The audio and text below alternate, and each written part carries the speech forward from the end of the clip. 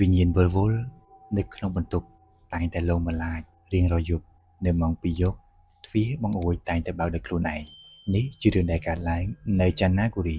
ដែលជាតំបន់ចាស់នៅទីក្រុងដាហៃដែលមានក្មេងស្រីម្នាក់អាយុ24ឆ្នាំឈ្មោះស៊ីស្ត្រីរស់នៅជាមួយឪពុកម្ដាយរបស់នាងស៊ីស្ត្រីជានិស្សិតមហាវិទ្យាល័យតែងតែរៀនរហូតដល់យប់ជ្រៅនៅក្នុងបន្ទប់របស់នាងមិនដែលចេះខ្លាចទេប៉ុន្តែអ្វីដែលបានកើតឡើងចំពោះនាងយប់មួយបានផ្លាស់ប្ដូរជីវិតនាងឲ្យទៅជាមនុស្សដែលពោរពេញទៅដោយភាពភ័យខ្លាចវាជាយប់នៅរដូវរងាខែធ្នូខ្យល់បក់ត្រជាក់បានបក់តាមបង្អួចស៊ីត្រីកំពុងអង្គុយរៀននៅតុសិក្សារបស់នាងដើម្បីត្រៀមខ្លួនសម្រាប់ការប្រឡង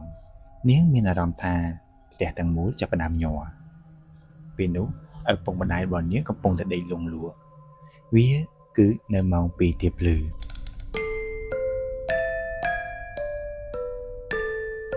ហើយបន្ទាប់មកក៏មានអ្វីមួយដែលកើតឡើងធ្វើឲ្យនាងមានអារម្មណ៍ថាផ្ទះញ័រកាន់តែខ្លាំងទៅរំពេចនោះទ្វារបន្ទប់របស់នាងបានបើកដោយគ្មានសំឡេងអ្វីទាំងអស់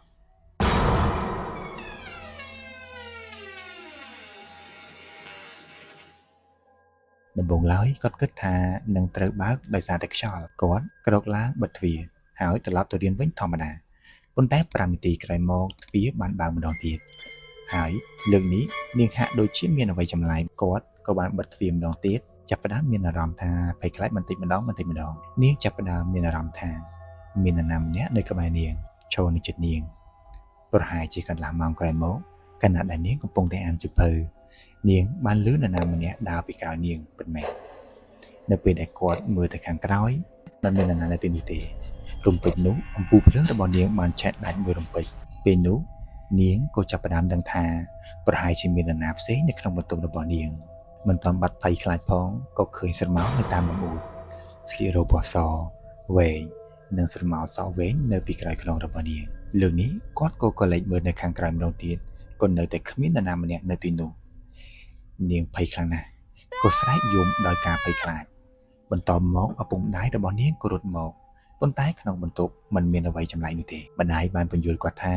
គាត់ច្បាស់ជាមានអារម្មណ៍ដូចជាងុយដេកឬក៏ហត់នឿយដោយសារតែគាត់មើលមេរៀនដល់យប់ជ្រៅពេកឪពុកម្ដាយក៏នៅកំដរគាត់រហូតទល់ភ្លឺ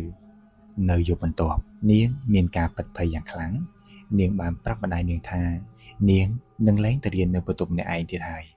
ប៉ុន្តែនៅពេលយប់ដោយសារតែការព្រួយបារម្ភពីការប្រឡងនាងបានបង្ខំចិត្តទៅរៀននៅបន្ទប់នោះទាំងភ័យខ្លាចម្ដងទៀតលើកនេះដូចជារឿងធ្ងន់ធ្ងរជាងលើកមុនបង្អួចត្រូវបានបិទនៅវេលាម៉ោង 2:15 នាទីយប់កង្ហារនៅក្នុងម៉ូតូរបស់នាងស្រាប់តែរលត់ទៅបន្ទាប់មកសៀវភៅរបស់នាងចាប់ផ្ដើមធ្លាក់នៅលើឥដ្ឋដោយខ្លួនឯងកៅអីតុបានផ្លាស់ប្ដូរទីតាំងដោយខ្លួនឯងពេលនោះសម្រៃរបស់នាងក៏បានលើឡើងម្ដងទៀតដោយការភ័យខ្លាចតែលើកនេះឪពុកម្ដាយរបស់នាងក៏ហាក់មានអារម្មណ៍ប្លែក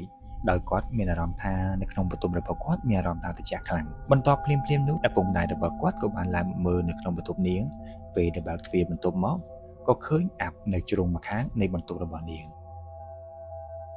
នៅថ្ងៃបន្ទាប់ម្ដាយរបស់នាងបានទៅនិយាយជាមួយនឹងស្ត្រីចំណាំម្នាក់នៅក្នុងភូមិនោះស្ត្រីចំណាំនោះបាននិយាយបន្តថាមុននេះនារីម្នាក់ឈ្មោះនីហាធ្លាប់ស្នាក់នៅក្នុងផ្ទះនេះផងដែរនីហាចងកនៅក្នុងបន្ទប់នោះវិញ្ញាណរបស់គាត់តែងតែត្រូវគេមើលឃើញរៀងរាល់យប់នៅក្នុងបន្ទប់នោះមនុស្សជាច្រើនត្រូវបានចាកចេញពីផ្ទះនេះដោយសារតែពួកគេត្រូវប្រឈមមុខនឹងព្រឹត្តិការណ៍ដ៏អាក្រក់ដ៏សាហាវមួយនេះឪពុកម្ដាយរបស់នាងក៏សម្រេចចិត្តរកវិធីកម្ចាត់វិញ្ញាណនេះចេញបន្ទាប់មកឪពុកម្ដាយរបស់នាងក៏ហៅអ្នកកម្ចាត់វិញ្ញាណមកធ្វើពិធីហើយពោលថាព្រលឹងរបស់នេហាមិនពេញលេញទេនាងនៅវិលវល់នៅក្នុងបន្ទប់នេះនាងចង់និយាយអ្វីមួយនាងចង់បានយុត្តិធម៌